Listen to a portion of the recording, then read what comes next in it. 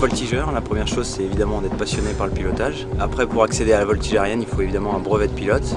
Et naturellement, à la fin de la formation de pilote d'avion léger, on peut se lancer dans la voltige avec des progressions qui sont encadrées par des instructeurs. Ça peut être vraiment une continuation de la formation de pilote d'avion léger.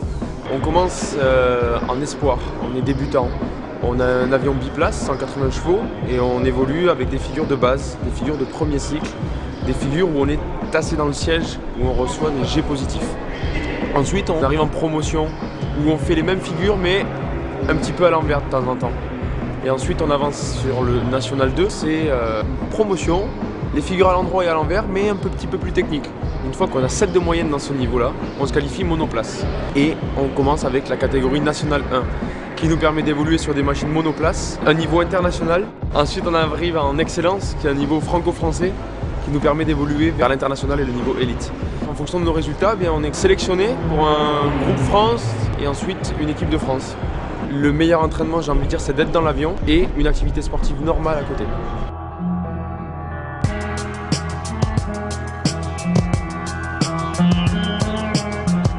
Alors avant tout vol, voltige de compétition, on est obligé de se préparer mentalement de façon très intense, car on a à peu près que 5 minutes pour présenter au juge l'ensemble des figures. Il faut savoir qu'on travaille dans un volume très réduit, qui fait à peu près 1 km de côté. Les avions avancent entre 300 et 400 km/h, donc on n'a pas vraiment le temps de réfléchir pendant la progression du programme. Donc on est obligé vraiment de retenir toutes les figures, de savoir déjà à l'avance quelles vont être nos actions, pour pouvoir réagir de façon presque instinctive à nos vols. On le répète au sol. Souvent par terre, on a tracé un box qui est conforme au box de voltige. On vient se positionner dans ce box et on déroule toutes les figures du programme en réfléchissant à chaque subtilité, à quel instant, où est-ce qu'on va la mettre dans le box, comment on va faire pour corriger le vent, comment on va faire pour qu'elle soit bien réussie, est-ce qu'il nous faut beaucoup de vitesse pour la figure suivante, est-ce qu'il en faut peu.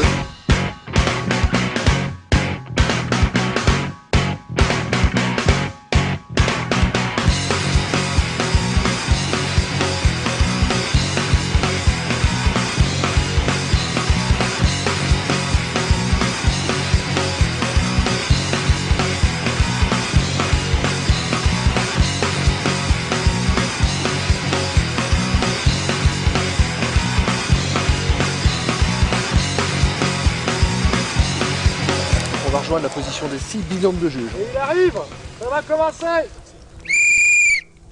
Alors comme en patinage artistique, les principes sont à peu près les mêmes. On retrouve des programmes, c'est-à-dire des séries de figures qui sont imposées, d'autres qui peuvent être libres, et une spécificité de la voltige aérienne qui sont les programmes inconnus. 3 par 4 en montée. Plus court, non, avant que 3. Non, c'est bon. C'est bon, c'est bon. Ça monte, il monte un peu l'aile droite passe. 3 Carneg.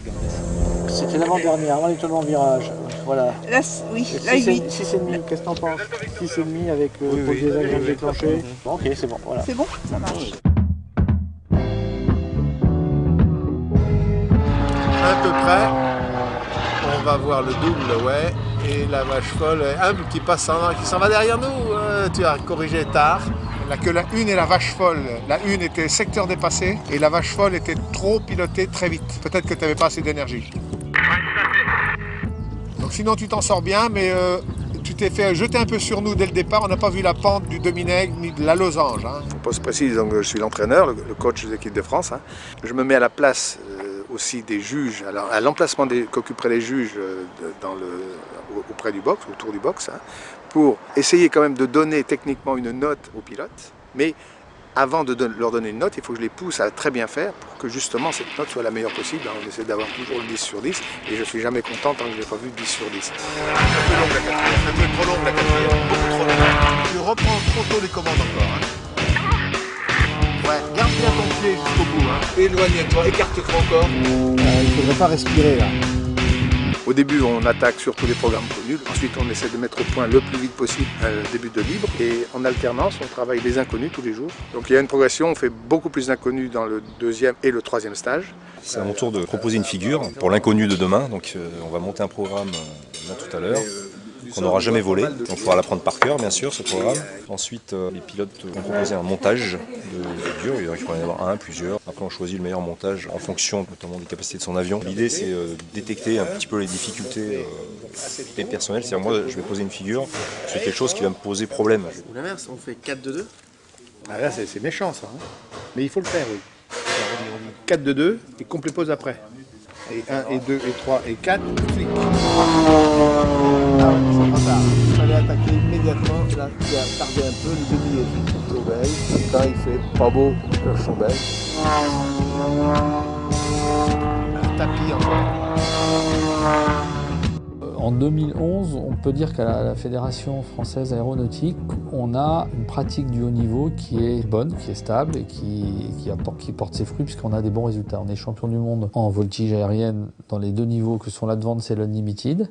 On est sur le podium en rallye aérien et régulièrement sur le podium en pilotage de précision. Donc on a une structure de haut niveau qui est assez bonne avec l'équipe fédérale. On a proposé un plan de relance du sport avec justement la volonté d'élargir la base de pratique sportive dans les clubs, de la structurer, de la fédérer davantage, encore plus qu'elle ne l'est aujourd'hui.